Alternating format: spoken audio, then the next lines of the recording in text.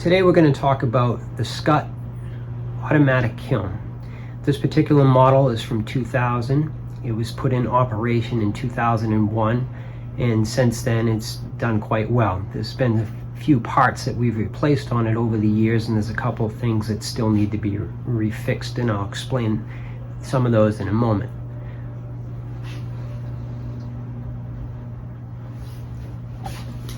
Now, when the kiln is in operation, the outside layer of the kiln can get quite hot, up to 400 degrees.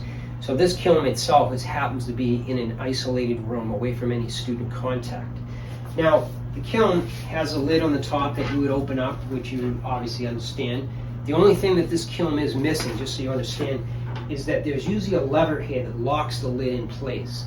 Our lever broke off probably about a few years back, so we have to get that replaced. Other than that, we'll go over the details inside. So once you have the kiln opened up, you're obviously ready to start to load the kiln.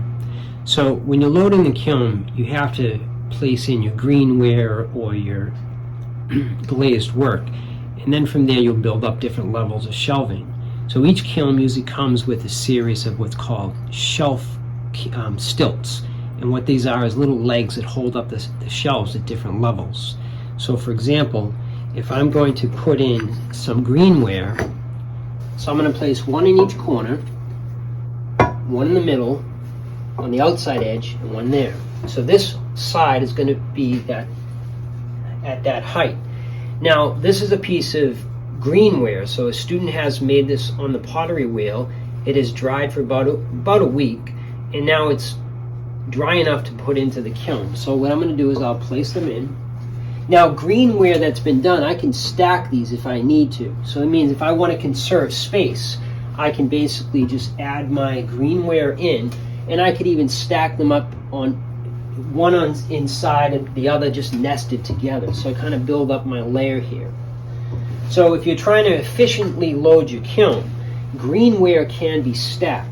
If things are very fragile, then you're obviously going to want to keep them separate. Just for the sake of our demonstration today, we're just going to load a couple little things. Now, this can be the tricky part. This is a kiln shelf. If you'll notice, one side of this kiln shelf is coated with a white solution. That's called kiln wash. I'll explain it in a minute. If I flip the shelf over, you'll notice this is what your shelf will look like before you even use it at all. It's just very clean. The kiln wash is a solution that you brush onto the shelf, and what it does is it allows that if any glaze drips off of a student's work, it will not fuse to the shelf. You can actually easily take the piece off if there's any mistakes, and every once in a while you go back and reapply that. So as I lower this shelf in, this is pretty heavy. I want to be careful as I go down, and I want to try to center this. Usually what I do is I look over the kiln and I try to center it on that bottom line. There's already a bottom shelf in there that has a 1-inch stilt, and it says it in the directions, and it just allows for airflow. So as of right now, I place this shelf in. Let me just kind of balance it out a little bit more, and I will explain this here. This right here is a thermostatic controller. This is very important that you understand not to bump that or damage that with the shelf. The shelves are very heavy. You can very easily damage that. I've had to replace that once in the 21 years of operation of this kiln, and it was just from just from use. It cracked, and it was no longer reading the temperature correctly. So surprising enough, it was only a $40 item, whereas I've had to replace the coils in the kiln one other time, and they were a little bit more expensive.